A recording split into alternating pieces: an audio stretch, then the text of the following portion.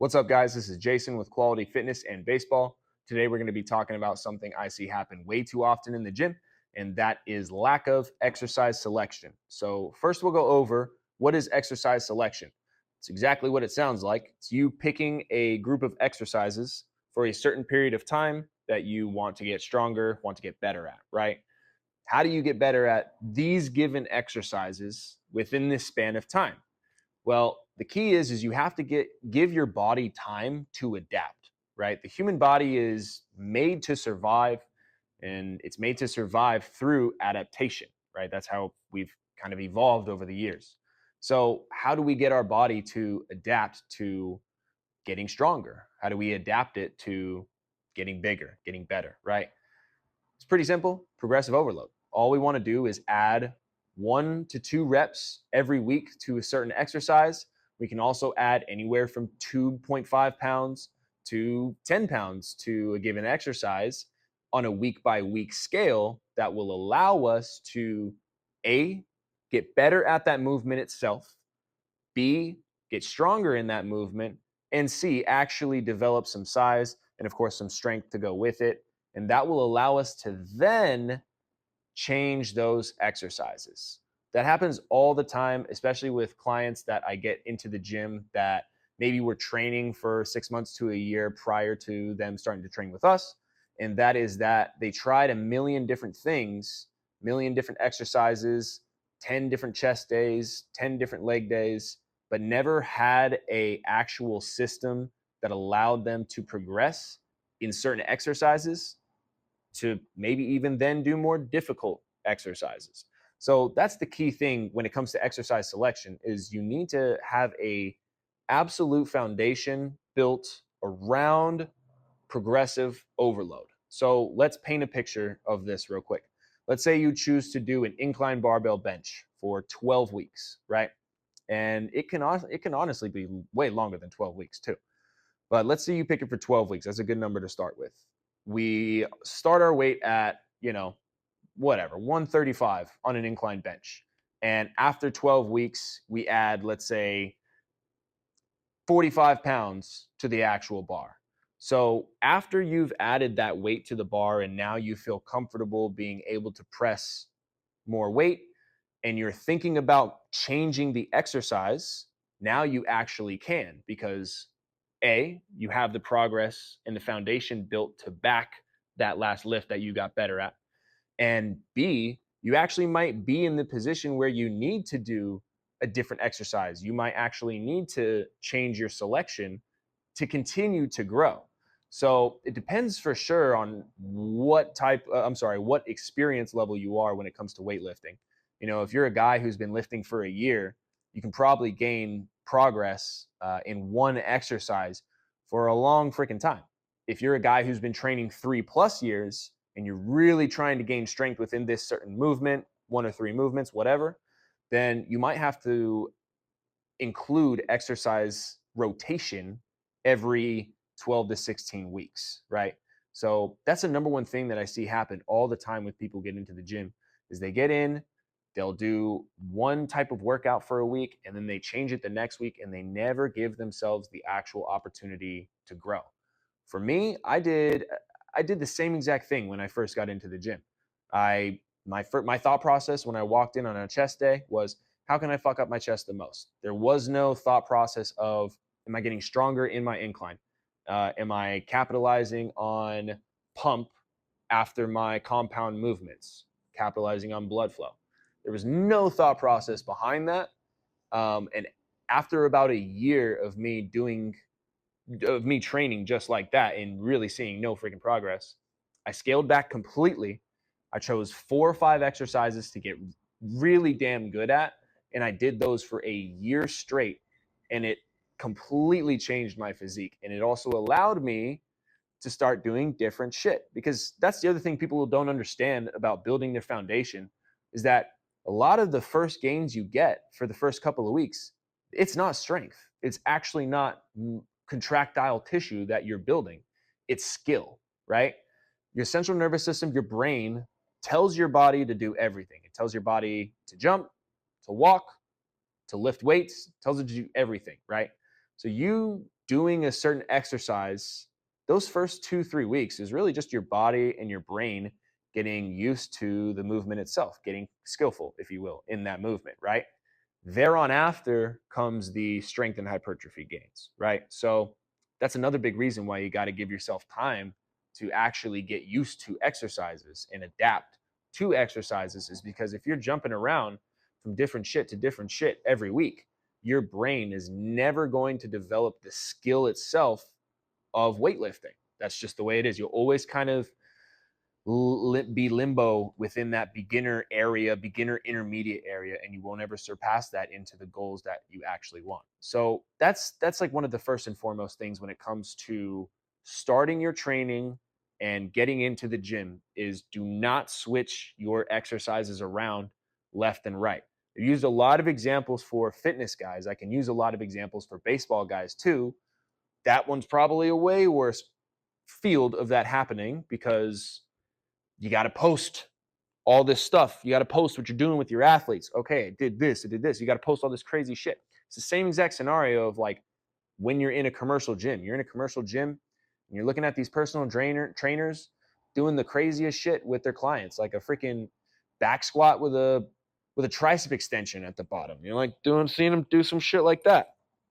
And you're like, what the fuck is going on? But that's the idea that a lot of people have when they first get into training, is I got to do all this crazy stuff. Furthest thing from the truth.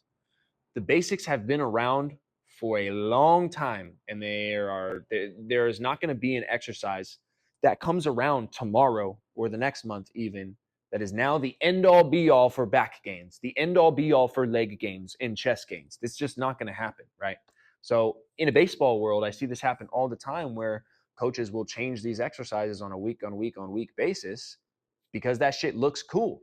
Well, it doesn't really look cool when you can't hit a bomb at 16 years old. And that's what I see happen all the time, because athletes haven't taken the time to get good for a long extended period of time at a reverse lunge, at a deadlift, at an RDL. It's pretty basic, but and you would think that you would think that consistency, people would automatically think consistency would lead to those gains, but that's not sexy right now in this world. What is sexy in this world right now, and what's hot and attractive, is instant gains. Get a six pack right now. Gain 30 pounds of muscle within a month, which is all that's just not feasible within a short time frame. It takes work, it takes consistency, it takes building a foundation, not straying away from that foundation, and developing the skill of weightlifting before you start doing all this crazy shit within the world of lifting itself, right?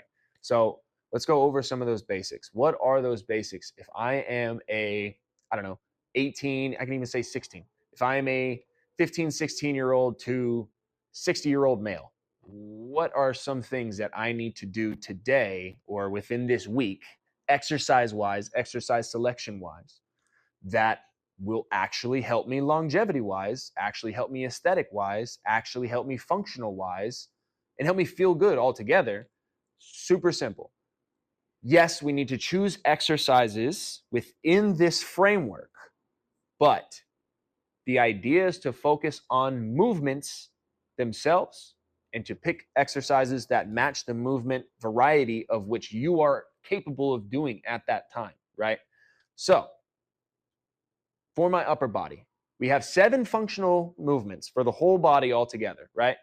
For my upper body, it's pretty simple. I need to do a horizontal press, I need to do a horizontal pull, I need to do a vertical press, and I need to do a vertical pull, right? Anything of that variety. Usually, science and all that is going to say 10 sets a week. 10 sets a week will acclimate gains, in this area. I don't even know if I fucking said that right, but 10 sets a week for all these exercises or all these movements, so to speak, is more than enough to either A, maintain the progress you're already on, B, start this progress journey that you want to be on, and C, stay overall healthy through lifting weights, right? So Upper body, horizontal press, horizontal pull, vert press, vert pull. When it comes to the legs, pretty simple as well. Squat, hinge, lunge. Those are the three functional movements that your body is going to be doing on a daily / weekly basis in just a regular life situation. That is probably a good idea for you to train around, right? So one more time all together, 7 functional movements of what you need to do if you're 15, 16 years old, all the way up to 60 years old. You need to make sure that you're doing a horizontal press. What can your horizontal press be? That can be a bench press. That can be a dumbbell bench press.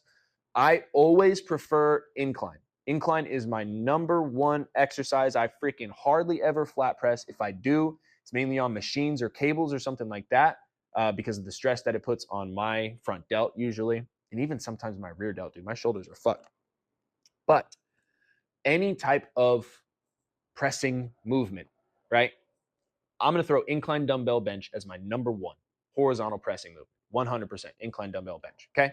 We also need to do a horizontal row.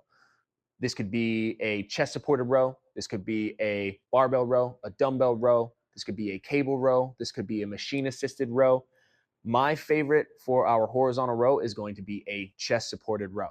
When we're talking about a vertical press, I mean, dude, it's pretty straightforward. Dumbbell, overhead press, dumbbell, shoulder press.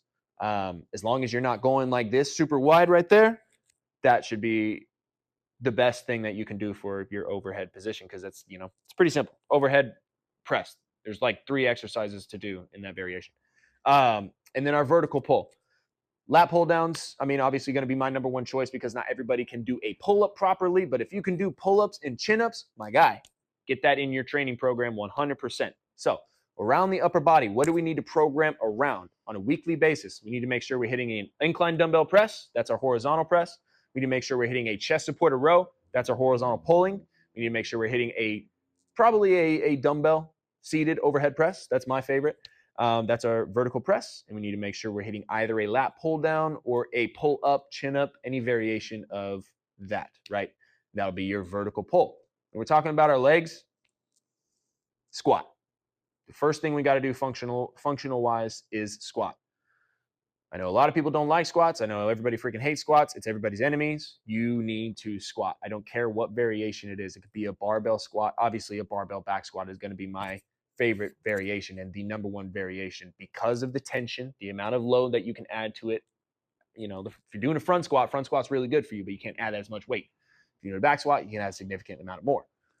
Back squat is obviously going to be my first one, but you can do a split squat. You can do a Bulgarian split squat, right? A staggered split stance squat. You can do a machine squat, a pistol squat. Those are all variations that you can do that you can program all of your training around that squat variation. I'm always going to choose a barbell back squat as my first one, though. Lunge, second variation is we need to do a lunge, right? Honestly, it's going to sound a little bit out of left field, but my favorite lunge exercise is going to be a barbell reverse lunge. That's not out of left field when it comes to baseball players because all those dudes should be doing that shit. But barbell reverse lunge actually is one of my favorite exercises, whether you're a freaking, I'm not going to 100% say bodybuilder because I know bodybuilders hate doing single leg shit, but a reverse lunge is amazing because of the glute contraction while simultaneously getting a quad contraction. So in other words, you're getting a posterior and anterior contraction and you're getting a little bit of hip abductor added into it. It's just not something that a lot of people focus on. A lot of people will focus on that forward lunge, walking lunge aspect. And although that is great for your quads and your rectus femoris and all that, I am kind of more of the fan and more on the, I agree with training posterior chain 75% of your leg training. The reason being is that if you're training anteriorly, meaning you're really just focusing on quads, there's no chance that you are hitting your hamstrings and glutes really to any capacity. But if you focus on your glutes and your hamstrings, you absolutely will contract through your quads 100%. So you'll still get quad contraction. Is it going to be the same amount that you would have if you're focusing just on quads? Hell no, that's obvious. But what's a smarter play? Focusing on one muscle group and losing 2, or focusing on two and still getting work on the other one, right? So I'm always going to, I like the barbell reverse lunge for the functional movement for our lunge, just because it kind of allows for more compound muscles going into the movement itself. That's the best way to explain it. Third one is going to be an RDL. Well, it's really your hinge, right? We need to get good with a hinge. That's your third leg movement you need to do. My choice is going to be an RDL. I have my own reasons. I got an I herniated my L5 when in 2018, so long time ago now. And but yeah, I herniated my L5 in 2018, and it took me a freaking long time to get back to squatting normal. It took me to get back a long time just to run normally again. But RDLs saved my life because at that time I was contracting a lot through my lower back and my quads. I didn't really have a lot of strength back there because of all the straining that I did. And that basically got me back to 100% health. Fast forward to now, RDLs, the strength that I have in RDLs has translated to all my other lifts in general, even my upper body ones, going up, especially my leg movements. But back to that point that I was saying, that's because I have a lot of strength, a lot of muscle in the back of in my posterior chain that can help me drive through my anterior chain as well. So I'm a big fan of RDLs. I'm a big fan of big hamstrings because man, woman, whatever, everybody's knees goes out by like age 40 or 50, and RDLs can freaking save you from that. So let's break that down because I know that was kind of a fire hose of information right there. Seven functional movements, right? Horizontal press, horizontal pull, vertical press, vertical pull, squat, lunge, hinge. Those are our seven, okay? For our horizontal press, incline dumbbell press. For our horizontal pull, we chest supported row. For our vertical press, dumbbell shoulder press. For our vertical pull, either lat pull downs, pull ups, chin ups, anything like that. For our squat, barbell back squat. Get good at that shit. It's uncomfortable. If you suck at it and you can't hit posterior chain, throw a box in there, do a box squat, try that for a few weeks, and then go back to a barbell squat. Do that. Reverse lunge for your lunge and RDLs for your hinge. That is the complete layout for what you need to train around, okay? And if you progressively overload these movements, you will absolutely build a physique that is A, Greek god looking, superhero looking for sure. B, strong and actually functional. You can use it on a day-to-day basis without feeling like shit, hurting yourself easily, being more injury proof, right? And C, this will help you as an athlete, as a normal person in the day-to-day life. These movements will help you. If you're an athlete, this is everything you need to translate to you being more athletic on whatever field of choice that you are on, right? And if you're just a general population dude and you're just a normal person who likes to lift weights and wants to continue this journey and wants to start this journey or whatever, then these are going to help you on an everyday basis. It's going to help you picking up groceries or lifting a heavy box off the ground, stuff like that. It's actually going to translate to life through feeling, through movement, and through your looks. So that's the number one thing.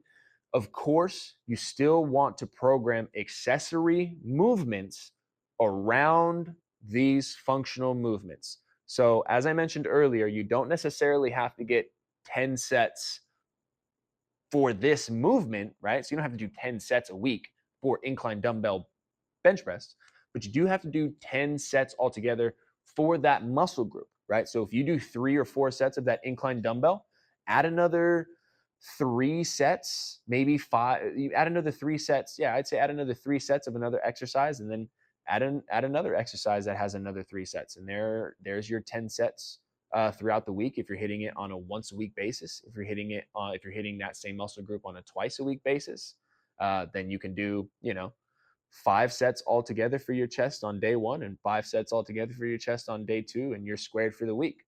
Replicate that for your back, for your legs, and that's really all you need to start that progress and to continue that progress to then allow you to change certain exercises. Back to those 7 functional movements. Those 7 functional movements are my favorite ones to start with. They don't have to be your ones that you have to start with, but as long as you choose something that you can do, right? Don't choose an exercise that you can't perform. Don't choose a barbell exercise if you can't actually add weight to the bar yet, right? It's a given. Choose an exercise that you can do that shit for 12 to 18 weeks even, and see how long you can push the progress. If you either get tired out of that exercise, bored of that exercise, or most importantly, you plateau on that exercise, now we can change the movement itself. All right.